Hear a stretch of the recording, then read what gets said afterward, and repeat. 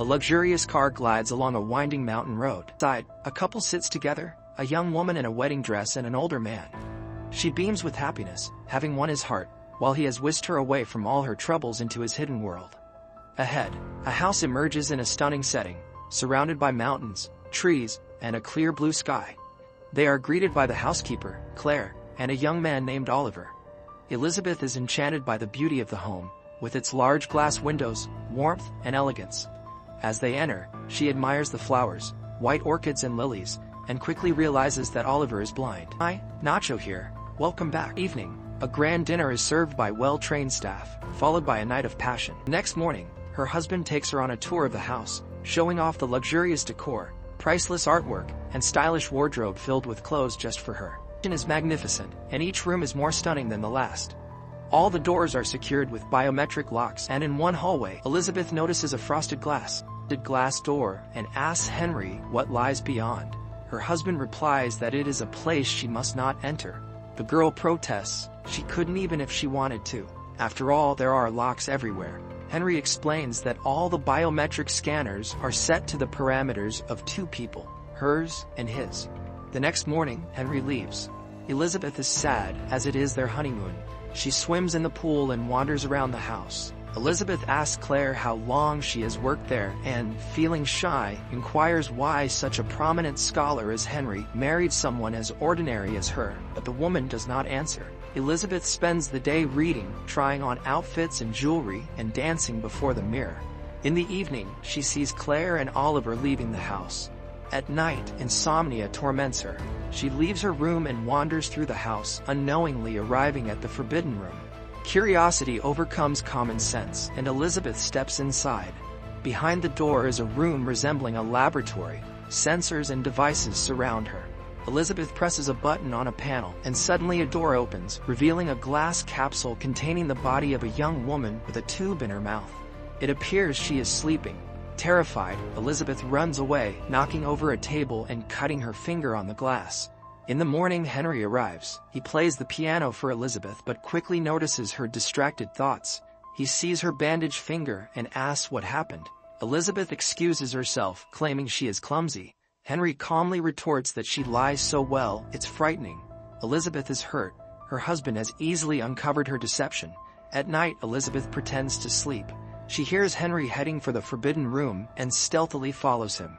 Suddenly, Henry emerges from the darkness. He accuses Elizabeth of disobedience. The girl tries to defend herself, claiming she saw nothing forbidden, but Henry explains that the fact of her disobedience is what matters. Frightened, Elizabeth tries to flee but finds all the doors locked. Henry relentlessly follows her. He catches up to her on the stairs, grabs her leg, and throws her down. Then he strikes her with a metal poker. In the next scene, Henry, Claire, and Oliver dig a grave on the lawn and lower Elizabeth's body into it. After the funeral, they sit at the table. Claire asks to say that it is all over, but Henry replies that it is not the end. 6 weeks later, Henry brings in a double of Elizabeth. The same conversations, the same actions. Again, Henry asks her not to enter the forbidden room. Elizabeth promises to comply. They love each other again, while Claire watches them from the shadows. At night, Elizabeth cannot sleep. She walks around the house and finds Claire sitting in the kitchen. Elizabeth strikes up a conversation with her, filled with curiosity, as one question leads to another. Claire tries to warn Elizabeth about something, but Henry walks in and takes his wife to the bedroom. In the morning, Henry leaves, asking Elizabeth to be a good girl. She wanders through the house, calling for Claire or Oliver, but no one responds. Bored, she again tries on clothes and jewelry, swims in the pool at night, and plays the piano in the living room. The forbidden room becomes a magnet, and Elizabeth enters it only to scream and run out. That night, she dreams a nightmare where the girl from the glass capsule, looking just like her, emerges from her sarcophagus and comes to her room. Meanwhile, Henry arrives, noticing that his wife is frightened. Elizabeth retreats to the bathroom, but Henry realizes she has disobeyed him. He bursts in, grabs her, and begins to choke her, but she kicks him in the face and escapes. Henry chases her throughout the house. In the kitchen, Elizabeth arms herself with knives while Henry grabs a tampon soaked in ether. He sits at the piano and begins to play. Elizabeth relaxes, hearing the music, but it is a trap. A record plays while Henry stealthily approaches her hiding spot. He grabs Elizabeth and presses the tampon to her face. It seems the game is lost, but in a final move, Elizabeth plunges a knife into him. The couple lies on the floor, in a pool of blood. Elizabeth regains consciousness. Henry is dead. She cleans up the blood from the floor and tidies the kitchen. Wrapping Henry's body in fabric, she loads it into the elevator, then cleans herself up. She throws away her wedding ring and burns her blood-stained clothes. The woman calls for emergency services, but she doesn't know her address. At that moment, Elizabeth sees Claire and Oliver and pretends everything is fine. Seeing the live and unharmed Elizabeth, the couple is shocked. Elizabeth claims Henry is resting upstairs. Claire heads to the kitchen, suddenly collapsing from a heart attack. She reaches for the phone and calls for help. The ambulance takes Claire away. Elizabeth tries to leave, but Oliver says he cannot protect her if she goes out the door. He understands that Henry is dead. Frightened, Elizabeth tries to explain that it was self-defense.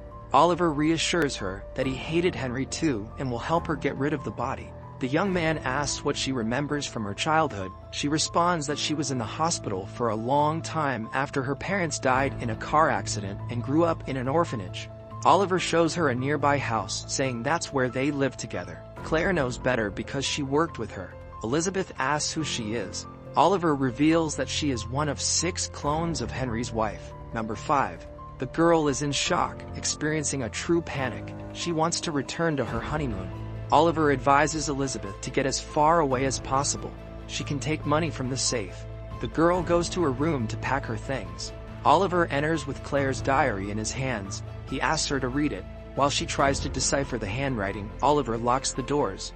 Elizabeth doesn't understand what's happening. She asks to be let out, but Oliver is unyielding. In despair, Elizabeth begins to read Claire's diary. She learns that Claire received an invitation from Henry to work with him because she was a prominent geneticist. When she arrived at the scientist's house, she met Oliver, but when she learned what she would be doing, she became frightened as she found herself in the midst of a tragic love story. One that was inexplicable, unpleasant, and impossible. Henry revealed that his wife died shortly after giving birth to Oliver from a very rare disease. Her genes had suddenly and severely degenerated. The grief-stricken husband cloned her cells and created 6 copies, but the disease manifested in them as well. To buy time, Henry built cryogenic chambers and placed the bodies in stasis. By the time Claire joined the project, only 4 remained. She began working and decoded the disease's gene. Meanwhile, Henry recorded messages and played music for the subjects. He hoped this would form their memories. However, the latest Elizabeth remembered nothing beyond a few seconds, suffering because she lacked a real inner world. The constant tension in her consciousness became too complex for her body to handle. One day she entered the lab and fled in horror. The police found her and brought her to Henry's house, where Claire recognized her as her ailing niece. The strange accusations from the girl were dismissed as a mental disorder. Elizabeth is distracted from reading when Oliver enters. He brings dinner and asks her to behave, but Elizabeth attacks him, demanding the code to the door. Oliver gives it. The girl heads to the lab, where she sees Oliver working on the body of the latest, 6th Elizabeth. He asks her to support the clone's head. While the 5th copy holds up her clone's head, Oliver injects her with a sedative. In a delirium, Elizabeth sees the memories of her predecessors. She wakes up in a room chained to the bed. She cannot free herself and continues reading Claire's diary. The woman remembers how they continued their research, but a week later, the clone died. Claire realized that neurodegeneration had resumed. She couldn't handle it. Henry was in despair. Nothing was working. He had wasted so many years and behaved like a madman, but Claire counters that he acted like a lover. A relationship develops between them.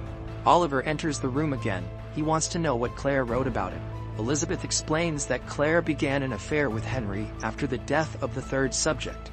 The woman didn't know that Henry had altered the samples. This meant Claire had no fault. She had managed to stop the disease, and the remaining clones were healthy. Oliver shares that in childhood he admired Elizabeth because she was the most beautiful being he had ever seen. Yes, he could see back then. The children became friends, which displeased Henry. One day, Oliver saw Henry kiss the girl. That night, the man blinded Oliver. Having recounted everything, Oliver leaves and Elizabeth continues reading. Claire wrote that she ended the affair herself. Competing with Elizabeth was impossible. Furthermore, Henry spoke about his pain after losing his beloved. Now he dreams of reliving that first wedding night. Claire did not find any records of Elizabeth giving birth and realized that Oliver was not Henry's son. He was Henry himself. He created him because he feared Elizabeth would not want his current self. In the morning, Elizabeth wakes up to the feel of scissors against her neck. Oliver demands she tell him what Claire wrote about him in the diary.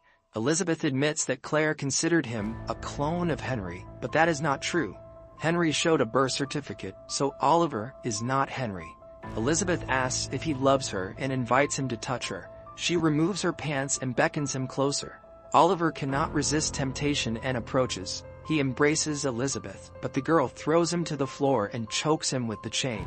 She has to give him the keys to the shackles and reveal the real code to the door. Just then, another Elizabeth enters the room, aiming a gun. The girls stare at each other. They are identical. Oliver tries to convince the new Elizabeth that the one in the room is sick, that she is an imposter and their enemy. The fifth Elizabeth argues that this is not true. They are hostages, and she just wants to leave.